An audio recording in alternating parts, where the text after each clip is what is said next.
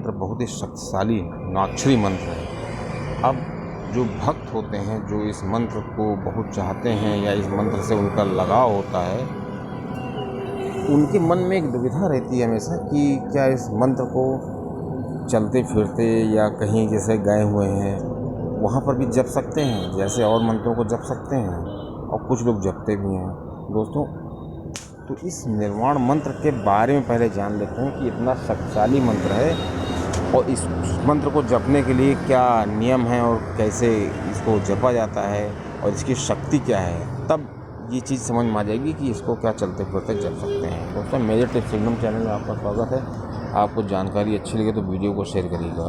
दोस्तों, ओम ऐं ह्रीं क्लीं चामुंडाय विच्चे, इस मंत्र में जो पहला अक्षर है ओम, वो पूरे ब्रह्मांड का द्योतक है। ब्रह्मा विष्णु महेश तीनों देव इसी में समाये हुए हैं, ओम। तो सोच लीजिए इस मंत्र का जो पहला अक्षर है। और एक चीज़ और आपको बता दें, ये मंत्र दो तरीके से जपा जाता है, एक ओम लगा करके और एक बिना ओम लगा करके। जब ओम लगाते हैं तो ये मंत्र निर्वाण मतलब उसमें 10 अक्षर हो जाते हैं, और अगर बिना ओम लगा के जपते हैं तो इस मंत्र को जपने के लिए जो है काफ़ी ऊर्जा इससे उत्पन्न होती है।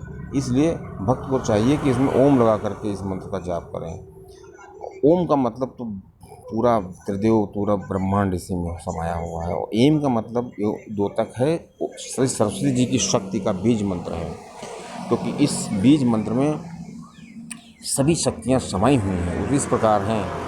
और ह्रीम, इसके बाद जो आता है ह्रीम, ह्रीम का मतलब होता है क्लीम, जो क्लीम ह्रीम का मतलब जो श्री लक्ष्मी जी हैं उनकी शक्ति इसमें समाई हुई है।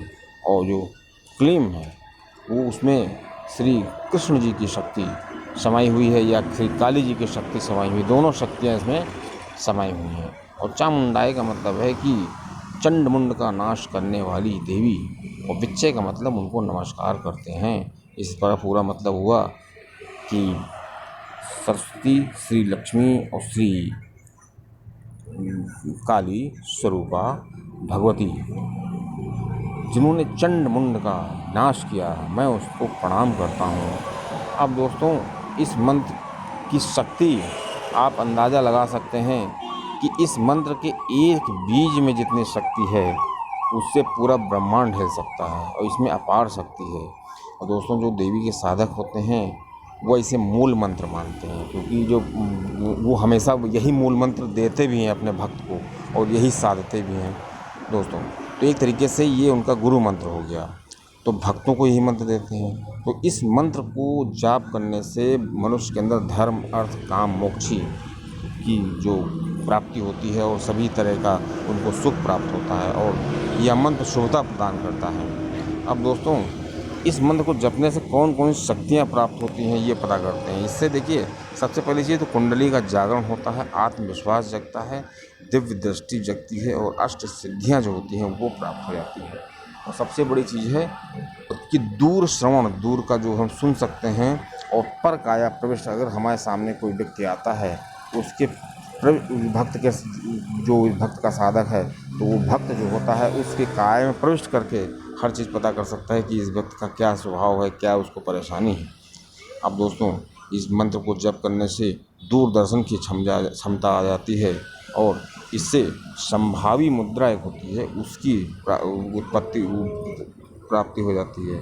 और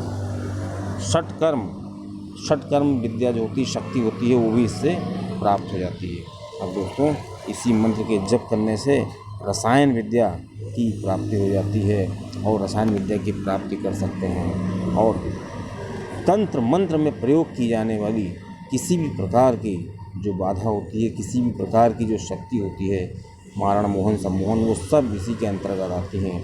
और सबसे बड़ी चीज़ है, इस मंत्र को जप करने से भगवती के दर्शन हो जाते हैं और श्री माता का जो सानिध्य प्राप्त होता है।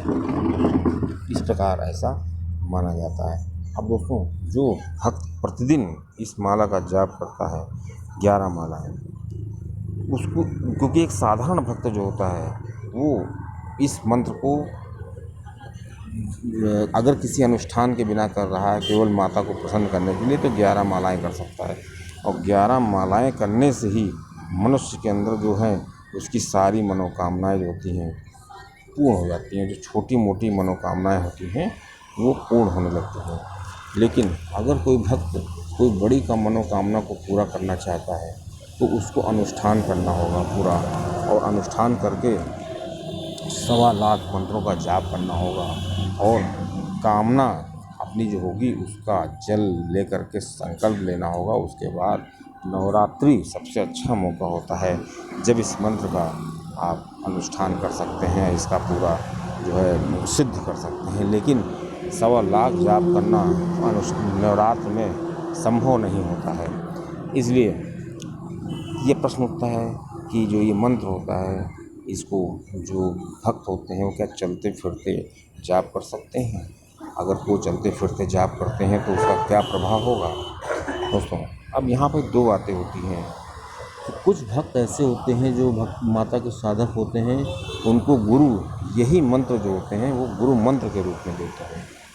और जो गुरु मंत्र होता है वो उसकी शक्ति, आप समझ लीजिए कोई भी गुरु मंत्र हो वो एक रत्न के समान होता है। मतलब जैसे कि रत्न को संभाल के रखा जाता है, उसी तरह जो गुरु मंत्र होते हैं उनको भी संभाल के रखना चाहिए।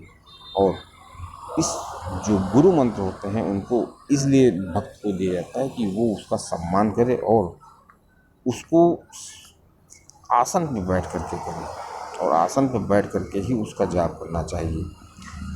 उससे क्या होता है कि उस मंत्र की जो शक्तियाँ होती हैं बहुत जल्दी भक्त को मिलने लगती हैं, क्योंकि वो गुरु के माध्यम से आपको मिला है। तो वो एक तरीके से रजिस्टर्ड है, प्रमाणिक है। इस रजिस्ट्रेशन की वजह से ये शक्तियाँ जो है फटाफट मिलने लगती हैं। लेकिन अगर कोई भक्त ऐसा है जिसको ये मंत्र किसी अनुष्ठान के रूप में कर रहा है, निर्वाण मंत्र का जाप, तो वो और मंत्र तो कर सकता है, लेकिन इस मंत्र को इसलिए नहीं कर सकता क्योंकि अगर कहीं भी आप जा रहे हैं, गंदगी होगी, कोई बुरी शक्तियाँ होंगी, नकारात्मक व्यक्ति होंगे, कपड़े गंदे होंगे, शौच आदि क्रिया किए हुए लोग एक दूसरे को टच करते रहते हैं, तो ऐसे में अगर इस मंत्र का कोई जाप करता है तो उसको लाभ होने के बजाय हानि होने लगती है। और वो जो साधक होता है और वो जो भक्त होता है वो उसका पूर्ण फल नहीं प्राप्त कर पाता है। इसलिए साधक को चाहिए कि इस मंत्र का चलते फिरते जाप करने से बचें और इसका चलते फिरते जाप ना करें। अब दोस्तों, प्रश्न उठता है कि जब हम और मंत्र कर सकते हैं तो इस मंत्र को किस रूप में करें, किस सूक्ष्म रूप में करें, जिससे कि जो भक्त होते हैं उनको जो है उनकी प्राप्ति हो जाए। दोस्तों, इस मंत्र को से बचने के लिए मतलब इस जो निर्वाण मंत्र होता है ओम ऐं ह्रीं क्लीं चामुंडाय विद्महे, उसमें तो बहुत शक्तिशाली मंत्र है। तो इसको अगर भक्त अवॉइड करे कहीं पे जपने के लिए, कहीं ट्रेन में जा रहा है, कहीं बस में जा रहा है, तो उसका अल्टरनेट एक ये है कि जो इस मंत्र की जो शक्तियाँ हैं सम्मिलित हैं इसमें, जैसे एम है, लक्ष्मी, सरस्वती और काली, ये जो तीनों माताएं हैं वो इनके अलग अलग जाप कर सकता है। दुर्गा जी के 108 नाम हैं, उनमें से कोई भी एक नाम वो ले सकता है। ओम दुर्गाय नमः, ओम माँ काली का नाम है, इस टाइप से वो किसी भी तरह का एक इसमें से एक जाप ऐसा कर सकता है जो भक्त को, जैसे राम राम करता रहता है, राधा राधा करता रहता है, उसी प्रकार वो जो भक्त है वो इसमें से एक नाम वो जपता रहेगा तो उसको माता की शक्ति प्राप्त होगी। मतलब वो माता के टच में रहेगा, और जब वो पूजा करने जाता है, जब वो आसन में बैठ करके पूजा करता है तो उसका कनेक्शन उससे हो जाएगा। इस प्रकार वो जो भक्त होता है उसको उसकी शक्ति प्राप्त हो जाएगी। इस प्रकार हमने जाना कि जो निर्वाण मंत्र होता है ओम ऐं ह्रीं क्लीं चामुंडाय विद्महे, इस भक्त को जाप करने, इसका जाप करने से क्या होता है कि मनुष्य को कम से कम ये बाहर की तरफ इसको वो करना चाहिए। अगर बाहर की तरफ इसका जाप करते हैं, किसी भी क्षेत्र में बाहर की तरफ करते हैं, तो भक्त को काफ़ी ज़्यादा दिक्कतें आ सकती हैं, और हो सकता है कि जो भक्त है उसका मन ही न लगे इसको जाप करने में, क्योंकि